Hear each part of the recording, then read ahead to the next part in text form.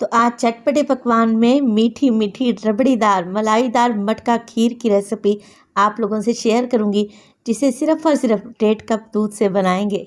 बिस्मिल्लाहिर्रहमानिर्रहीम। अस्सलामुअलैकुम।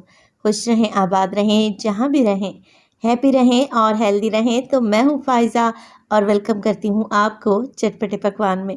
बिल्कुल शादियों वाली मटका खीर बनाने जा रही हूँ, जो कि बेहद लजीज बनकर तैयार होती है। ना ही हम इसमें कंडेंस मिल्क डालेंगे और ना ही पापे या फिर ब्रेड का इस्तेमाल करेंगे। तो रेसिपी को तो एंड तक देखें, अच्छी लगे लाइक कर दें और चटपटे पकवान को सब्सक्राइब भी कर लें। तो चलें फिर जल्दी से ये मज़ेदार सी रेसिपी बनाना स्टार्ट कर लेते हैं।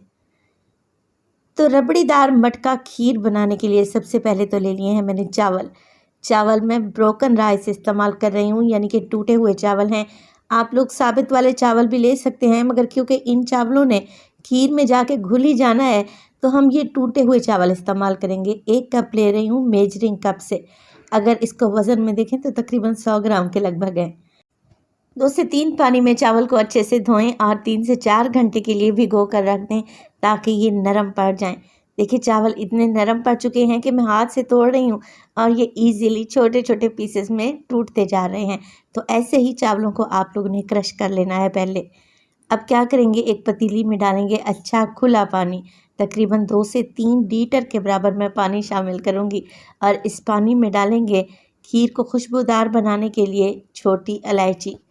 तो तकरीबन 7 से 8 दाने आप लोग छोटी इलायची के डाल दें, मुंह खोल कर डाल दें। अब देखें, इसी पानी में डालूंगी मैं भीगे हुए चावल, जो कि मैंने क्रश करके रखे हुए थे। चावल डालेंगे और चावल को बॉयल कर लेंगे। अभी मैंने फ्लेम को ऑन नहीं किया। फ्लेम को ऑन करें, मिक्स करें और चावल में हाई फ्लेम पे एक पहले बॉयल आने दें। जैसे ही आप लोग देखेंगे कि चावल में बॉयल आना स्टार्ट हो चुका है, तो फ्लेम को बिल्कुल लो कर दें और लो फ्लेम पे चावल को पकने के लिए छोड़ दें, इतना कि ये अच्छे तरीके से गल जाएं और ये सारा पानी भी ड्राई हो जाए। तो 15 मिनट लगे हैं, चावल का सारा पानी खुश्क हो गया और आप लोग चेक करें चावल कितने अच्छे तरीके से गल गए हैं, नरम पड़ चुके हैं।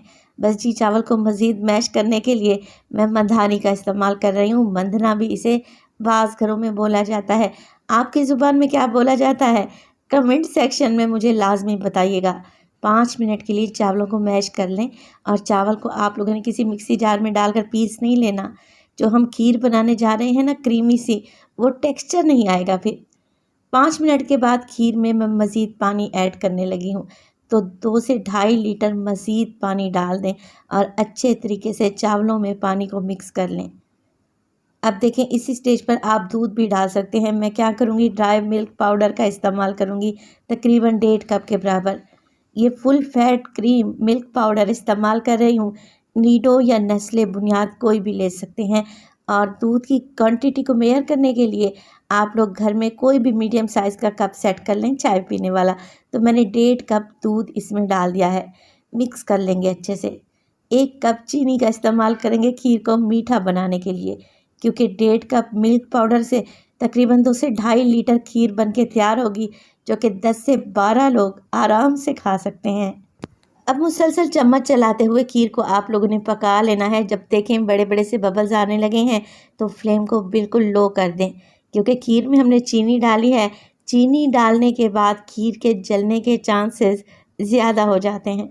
इसी स्टेज पर मैं इसमें 2 टेबलस्पून डालूंगी पिस्ता और बादाम, जिसे मैंने मोटा मोटा सा कूट कर रखा हुआ है। इससे बड़ा ही गज़ब का टेस्ट आएगा। ये डालेंगे, मिक्स करेंगे और इसके साथ ही खीर को मज़ीद क्रीमी बनाने के लिए मैं बर्फ़ी का इस्तेमाल कर रही हूँ। ये वही बर्फ़ी है जो कि मिठाई के डब्बे में होती है। आप कलाकंद भी ले सकते हैं। 4 पीसेस मैंने लिए हैं, जिसे मैं तोड़कर खीर में शामिल कर दूँगी। चलें जी, मिक्स कर लेते हैं। फ्लेम को लो करें और मुसलसल चम्मच चलाते जाएं। और इसी स्टेज पर वीडियो आप लोगों को अच्छी लग रही हो, वीडियो को लाइक कर दें और चटपटे पकवान को सब्सक्राइब भी कर लें। आप सब लोगों का बेहद शुक्रिया। मज़ेदार सी मलाईदार खीर को पकते हुए तकरीबन 15 से 20 मिनट हो चुके हैं। साइडों से जो मलाई बनती जाए, उसे आप लोग स्पैचुला की मदद से उतार कर खीर में मिक्स करते जाएं। अब आपको कैसे पता चलेगा कि खीर रेडी है? तो यहाँ पे देखिए बड़े बड़े से बबल्स आना स्टार्ट हो गए हैं। बस जी, फ्लेम को ऑफ कर दें। एक राइट कंसिस्टेंसी हमें मिल चुकी है। क्योंकि ठंडी होने के बाद ये खीर मज़ीद गाढ़ी होगी। मैं इसे सर्व करूँगी मट्टी के मटके में। आप लोग इसे किसी भी तरीके से जमा सकते हैं। निहायत ही शानदार क्रीमी टेस्ट वाली खीर जब आप लोग खाएंगे ना, यकीन करें मुझे दुआएं देंगे, ये इतनी टेस्टी बनती है। पहली बाइट लेते ही आपके मुंह से बाहर निकलेगा। तो अभी ये मुकम्मल तौर पर ठंडी नहीं हुई, मैंने इसे रूम टेम्परेचर पे आने दिया है और सर्व कर दिया है। आप क्या करें, इसे अच्छा ठंडा करके सर्व करें। आप यकीन करेंगे आपका हाथ नहीं रुकेगा, ये इतनी मज़े की बनती है। तो रेसिपी ट्राई करें। रेसिपी अच्छी लगे लाइक कर दें, चटपटे पकवान को सब्सक्राइब कर लें और अपनी फैमिली और फ्रेंड्स में भी शेयर किया करें। तो अपना बहुत सारा ख्याल रखिएगा। फाइज़ा को अपनी दुआओं में याद रखिएगा। मुझे दीजिए इजाज़त। टिल देन, अल्लाह निगहबान।